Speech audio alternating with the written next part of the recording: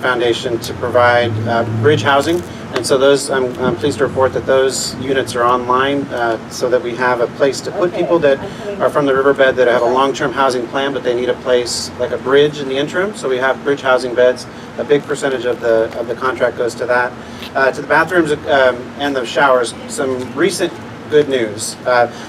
Supervisor Doe mentioned the 24 hours opening of the restroom, so the county is funding a security guard to be stationed at that public restroom with plumbing on the riverbed north of Catella. And then there's been one of the subcontracted nonprofit organizations is a nonprofit called Showers of Blessings, and so we've engaged in a subcontract with them to where, in addition to the showers that they provide on Saturdays, they'll also be providing showers Tuesdays and Thursdays. So starting next Tuesday, they'll be providing showers Saturdays, Tuesdays, and Thursdays. This is a nonprofit organization. They've got it's actually a plumber, and he's outfitted a mobile unit to where he can pull it up in his truck, and people can take showers. There's an ADA compliant shower, and he'll be servicing 2 locations each of those days. One down by Rampart, which is sort of south or central part of the riverbed, and then one north on Catella. So we recognize that those are critical needs, and so we are I think the restrooms started this week, and the showers will be expanded next week. I just want to touch a little bit on the difficulties that we faced when we provide amenities out there. It isn't a situation where you set it up and it just runs clean and orderly. If we put out porta potties without like an enclosure, permanent enclosure, like brick-like building, what do you think is going to happen? It's going to get pushed and turned over. Okay? We provided water, a water source, a water spout. Within a week, what happened? It got broken. The water main got broken. People wanted to tap into it, and guess what? Now it's out of commission for 2 weeks because we have to go back in, rebuild the water line, and then we have to build an enclosure to protect it. You see? And so when people talk about us, the implication is somehow we don't do anything. We're uncaring. If we are uncaring, we wouldn't be doing all these things that we're doing. But every time we do something, there's always a reaction to it or a consequence that is completely unforeseen, and guess what? Then now we have to go in and correct that problem. And so every solution that we try to come up with, try to imagine the delicate dance we do every day, right? We gotta create things that are mobile, but at the same time, destruction proof, right? And at the same time, one misstep, and guess what? We get sued. Okay, try to live that existence and then come up with solutions. Next question, anybody in the audience? Yes, sir. Supervisor Doe, this is for you. You mentioned that your plan is to look at both criminal and other types of laws and to enforce those. I understand that most cities, including Garden Grove, as well as the county, have ordinance about public camping. But then again, we turn our back and we don't enforce them. Is that part of what you're going to deal with? Yeah.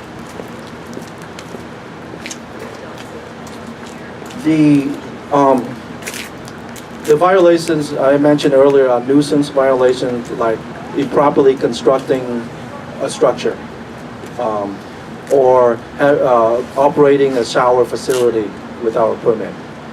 When it comes to camping, if we try to enforce our ordinance, the anti-camping ordinance, as you know from across the country, we would get sued and we would lose it in a heartbeat.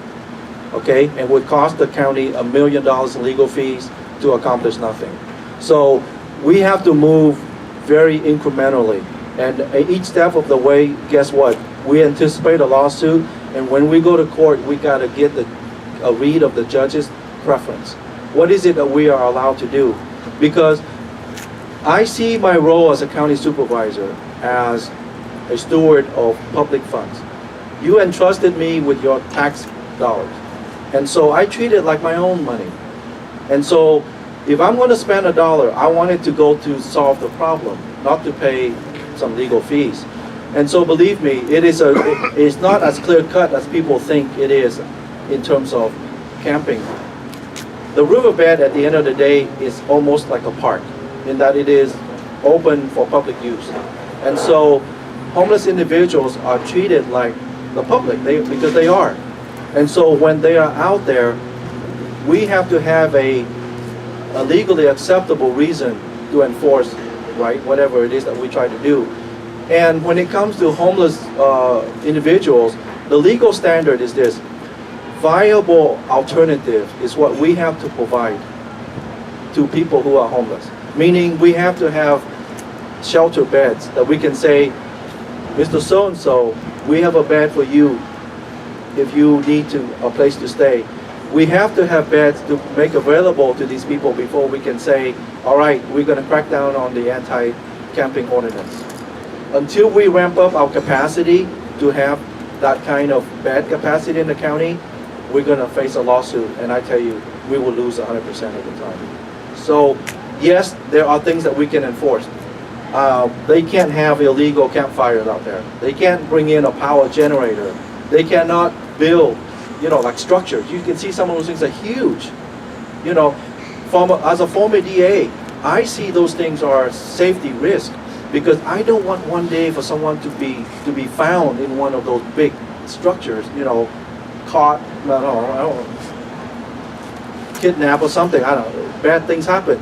If it happens, I'm going to feel bad because I'm going to feel like we should have cracked down. We should not allow safety risk to exist in public spaces without knowledge, and we do nothing about it.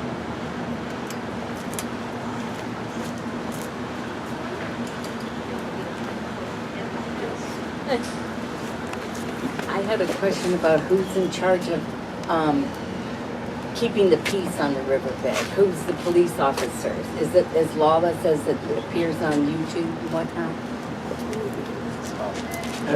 The lawlessness has nothing to do with jurisdiction. It is lawless just because we haven't had a law enforcement presence.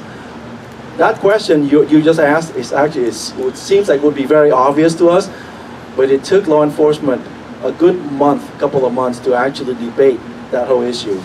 And at the end of the day, even now, for budgetary reasons, people want to point the finger at each other, okay? But because I recognize that reality, and I know, like say, take the city of Orange or city of Anaheim, they're stretched thin too, so they don't want to take on the responsibility of that whole riverbed. So their argument is the sheriff department. It is county land, so therefore it's your responsibility.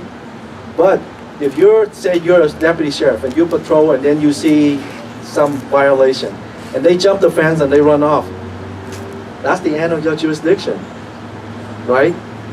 So then what do? Do you call the city police department to follow up, and then by the time you call, they're gone. So it is very difficult. So to prevent that from continuing to happen, the direction forward for the sheriff department is the sheriff has been given a directive by the board of supervisors to sit down with the chief of police of each of the cities, work out a memorandum of understanding, so that way collaboratively they will work together and agree that if we face this situation, you're going to back us up, and there is no pointing the finger of whose responsibility it is. We see that problem all up and down the riverbed, and I started this with my proposal a month ago or 2 months ago, and we are going to come back to the board with even more funding for law enforcement on the riverbed, because we're going to expand it. We know now that if it's just Anaheim and Orange, then the problem will be pushed south, right? And so now we're going to do the same thing with Fountain Valley, Costa Mesa, Huntington Beach. We're going to go all the way down to the coast. So that way there's a uniform law enforcement structure up and down the riverbed. And I really believe that we can't kick homeless people out just because they're homeless. I don't believe in it. But we can certainly demand that there will be more order and structure to that population. It cannot be allowed to just be uncontrolled as it is and has been now for a long time.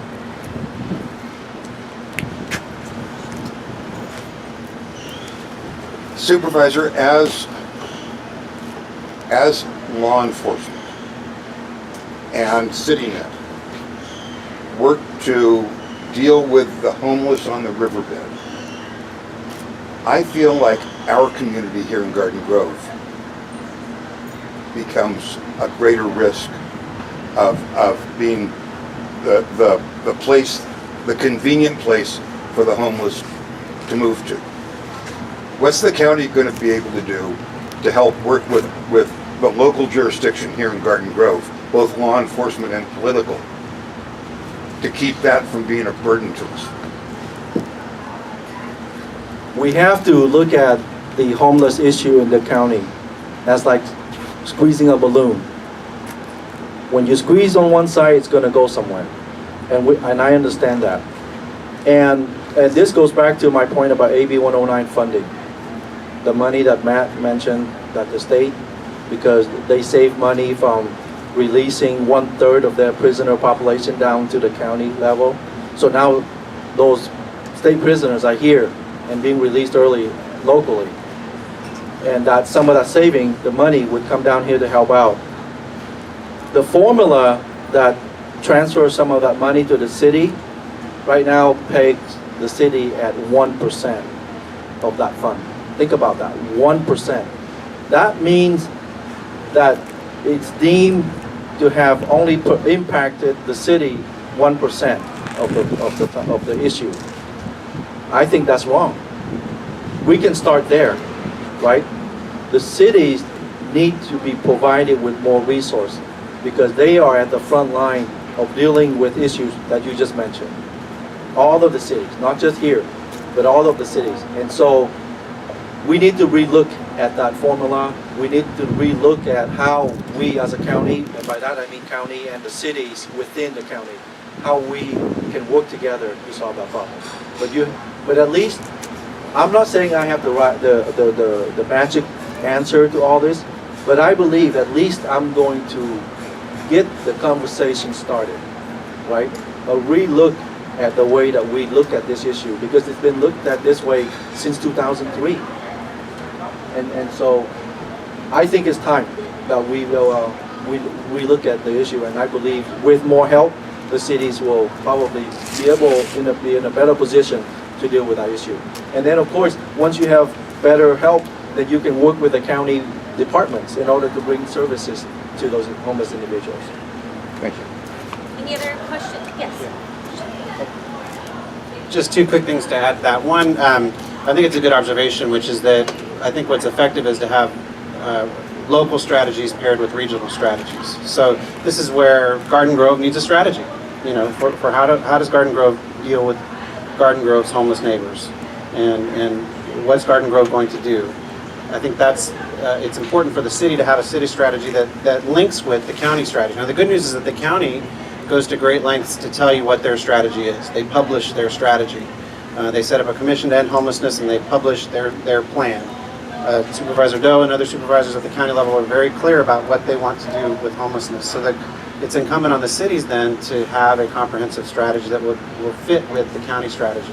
The other thing about this issue of homeless movement, the reality is that all the studies have shown, and even our research in talking to thousands of homeless people, formally surveying thousands of homeless people now here in Orange County, is that about 70% of all homeless people are local to the place where they consider home. So the fear of all those people at the flood control channel are going to come into Garden Grove.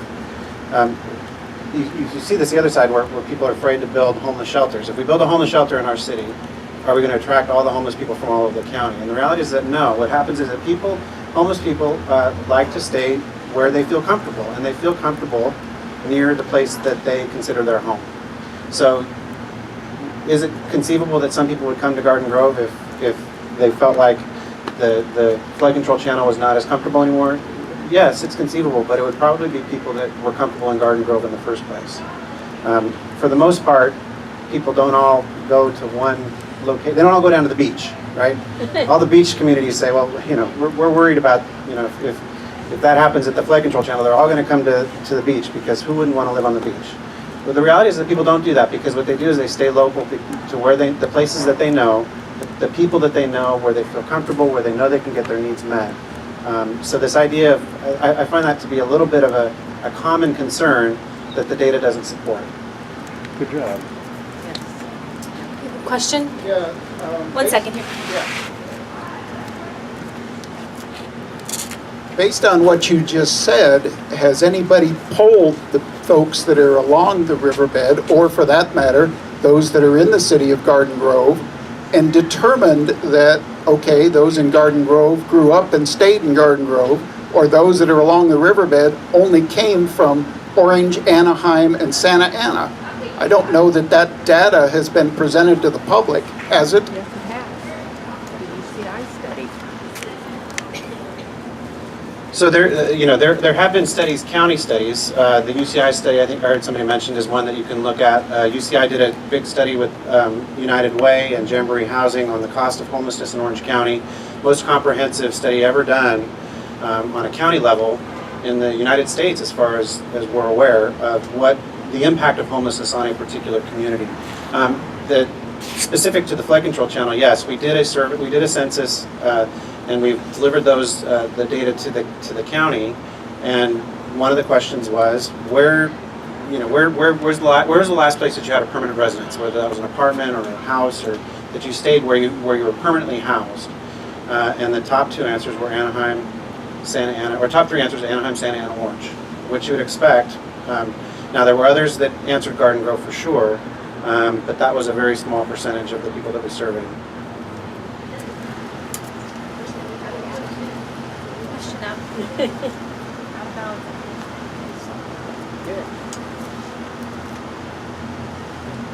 Hello. I was just wondering if there was any update for the Fairview Developmental Center, how that was going, if there was any progress.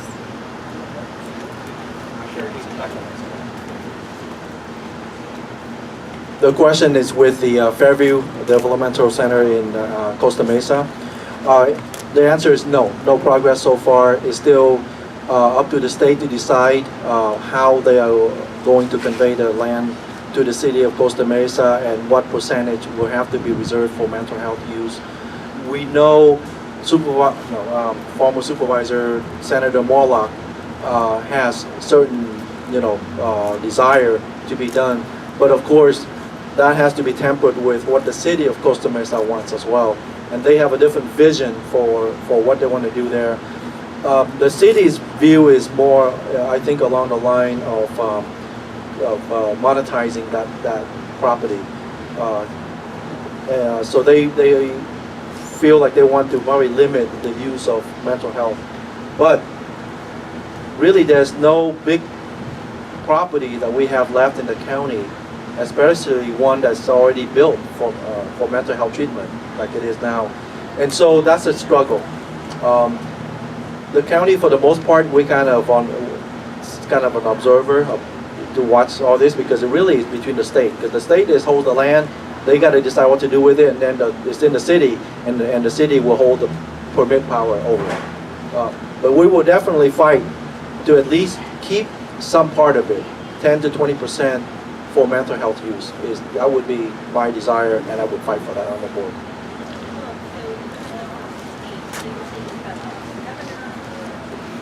Legislature. And well, okay, let me go back. It belongs to the department, and I don't know exactly which department that is in. Ultimately, it's the Department of Real Estate, right? They are like the real estate agent for the state. They decide, but as you know, they take directions from a lot of other departments, including legislators. And so, not being up there, I can't tell you who really is the person that pulled the string on that. But certainly, it's not one person. But at the same time, though, your question is valid. Ultimately, it's going to end up at the governor's desk as a legislation that's going to have to be signed by the governor. It's 7, so we're going to take a question from the councilwoman, and if anybody else has a last-minute question, I want to make sure you all get your answers. Sorry, I get up, but I'm a little tangled up. I just want to take a minute to thank our public safety departments and all the amazing efforts that they've done in Garden Grove regarding the homeless issue.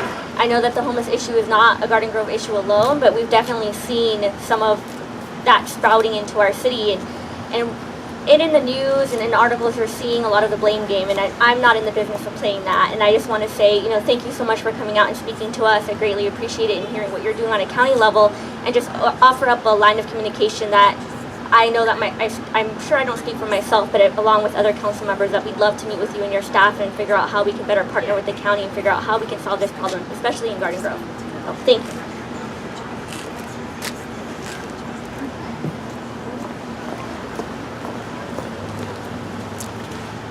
So quickly, before we allow these gentlemen to give some closing remarks, I'm just curious if any of you could just shout out what made you come tonight?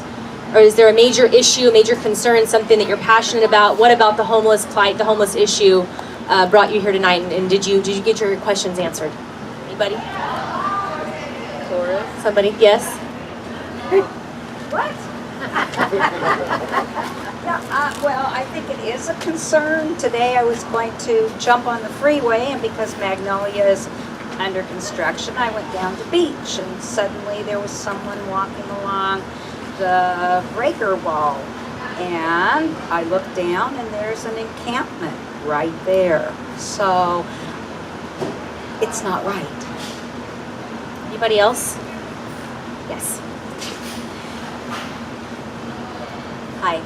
Well, I'm a longtime resident of Garden Grove. I moved away to Seal Beach for a little while, and I came back. And there is not very much of a distance between the two, but there is a huge gap between the two cities. And I came back here with my daughter, and I don't feel safe allowing her to walk home from school, do all these things that I've always felt comfortable doing. And a lot of it is because there's a homeless issue, which is both the people that genuinely need help, and there's also a large contingency of the people that are on drugs and users. And those are not the same. Trust me, I am very liberal, so I'm not casting any blames. But when I'm, and I believe in pitching in and helping out and not complaining. But what I'm here today for is to find out what we can do together as a community to help alleviate the problem and to make it safer for our children, for ourselves, for the people on the streets. That's the main reason that I'm here today. Anyone else like to add anything? Yeah, I got one more Okay, question. I'll get you next. With the jurisdictional problems, I went to the city council meeting of Anaheim Tuesday, and there was a report on that. And they really failed to get to the core of the problem because there was no resolution with the county city meetings. If you look at the Voice of the OC report on it, which started this whole thing about lawlessness, I am fully in agreement. Any homeless person has to obey the law, and they have to be a good citizen. But the problem is that on the riverbed, there's a call to service when there's even been cases reported, and I can't verify whether this is true because there's no way of telling whether it's true. But there's reported that women have been raped down there. Phone calls to agencies has been made, and nobody responds. It's not my duty, and they should not only have enforcement on them, but they should, as citizens, they should be expected to enjoy their part of the service too. Do you have any comments on that?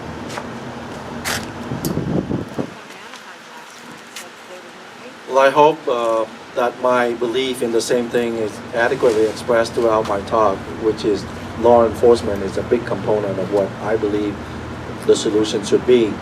And the issue of safety for homeless individuals, including especially women, is something that is true even if they're outside of the riverbed. That is a common problem. That's why you see a lot of homeless people walking around at night. a lot of times people, you know, they see people sleeping during the day and they wonder why are they sleeping? Because they're walking all night. They don't want to stay put. They don't want to stay somewhere because they might get jumped. So I'm very, listen, I'm very sympathetic with the difficulty, the challenges of living on the street. And so that is one component. And it's not, when I say law enforcement, it's not just about reclaiming space, the control over public space, but also for the safety of the homeless residents as well. All right, John, last comment, question, and then I'll let you guys close.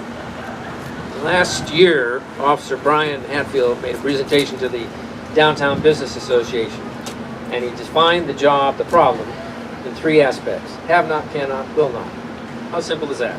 Have not, cannot, will not. Have not, you just lost your job. Cannot, you've got no trade, you don't know how to work. Will not, hey, I don't want to do any of this stuff. You're on opioids. My observation from that, and you defined it as 40% mentally ill and 30% were addicted. Those addictions and mentally ill were not going to help at all. They're hopelessly gone. But the ones that just lost their job, the 40%, are the ones, all we have to do is give them a job. And I'm going to point back to Ms. Rocco on the Board of Education and say the problem with the educational system today is they do not teach vocational training. Exactly. There are no more electricians, plumbers, millwrights, carpenters. They need to have No the... apprenticeships. All right. Finished, Terry has a... All right, Terry, you want to defend yourself? You're the lady to my job, John. Okay, Terry. I want to follow up on that for a moment. The 40% left is just all that have not or whatever class Have group not, that cannot, will not. okay. Because some of those fall within the AB 109 population, the Prop 47 we're talking about. You know, I mentioned the courtyard earlier, and I mentioned to you that every month about 11 people are transitioned out of homelessness permanently to permanent housing. In addition to that, right now we have 78 people living full-time in the courtyard that gets ready every morning and go to work full-time. Almost 20%. Okay? And so that is further proof of what I have always believed. You give people back that dignity by providing a shower facility, laundry facility, having a safe place to live. They will slowly be able to regain the self-confidence to remake their life.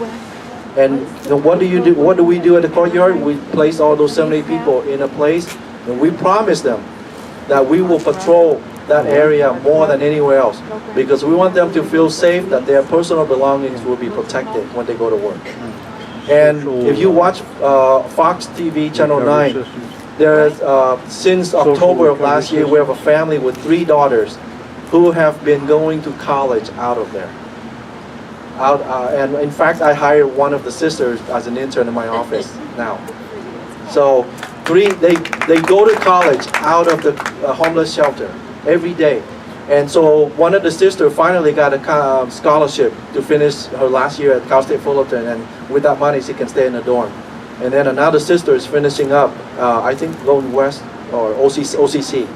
And then another sister is also starting her junior year as a transfer from junior college to Cal State Fullerton. And so those are the success stories of the people that you said that have not, that because of situations where they don't have a home to live in, but they have the desire to go on with their life. And I believe with the facility that we have, we can help people transition out. Terry, you want the last comment question? Yeah, I have I will agree with you that there was a time when we pushed for four-year college. But I think we, since then, have revamped. We surveyed our parents when we developed a new strategic plan, new goals for our district, new vision, new mission, that started looking at the whole child. So it wasn't just about academics, it's also about emotional well-being and success after high school. So our ROP classes have been going more toward what we call CTE, career technical education, because so many of the jobs, that vocational type jobs, have been impacted by technology, computers. So our automotive classes are now automotive technology. So they've incorporated not only the ability to work on cars, they have to design a car. They get a kit. They build a car, they have to design it with their team. A lot of communication is required and collaboration with your team. You have to write it out, you have to be able to present it. So when these kids are through that course, they really have a lot together and are going to be employable in today's career in auto technology. It's not that they just have to know how to work on a motor. Same thing with, what are some of the others? Oh, the old wood shop classes. My brothers were in wood shop. They each brought home a breadboard to my mom. That's not going to get you a job today. So what they've replaced that with is called product design. So now they're working on 3D computers. Each child is coming up with their own project of what they want to create with that. Then they go into the wood shop class next door and work on that. So it's much more realistic to the type of things that'll be required for, to get a job, to be employable.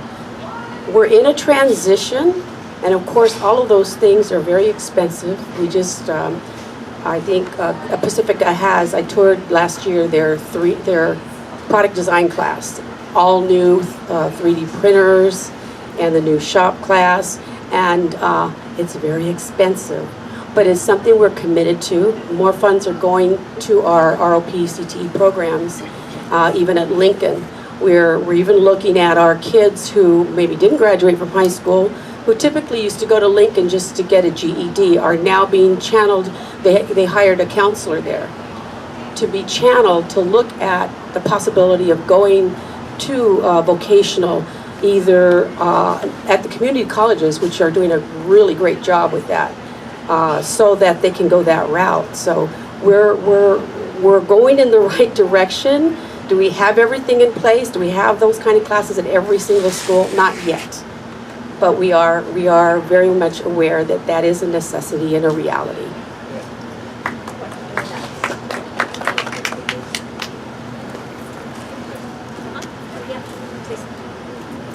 Yeah, I want to speak to just sort of like how do we think about homelessness, and I realize that maybe we're all not going to agree about how do we approach the problem, but if you can diagnose a problem then correctly, then you can bring the correct solution to bear. And I would suggest to the group here that the proper way to think about homelessness is what does the data tell us? And the data tell us that the primary problem with homelessness is an economic problem. There's economic conditions, and I would point to, as great as it is that 72 people are working full-time from the courtyard, the question is, well, why aren't they housed if they're working full-time? The reason that they're not housed is because what they're earning is too low to afford housing in the county. So the county of Orange has a 2% vacancy rate on residential properties for rentals. So I don't have to tell everybody here, if you're in the housing market, whether that's a college graduate looking for your first home or you're looking to move out of your starter home into a family home, how difficult and tight the market is, driving up prices. Wages are solid, but they're relatively stagnant relative to housing costs. So there's an economic gap, which creates homelessness. It's an economic problem. For the backup data, I would again point back to the United Way UCI study. It's very comprehensive, and it comes to those conclusions that the best way to think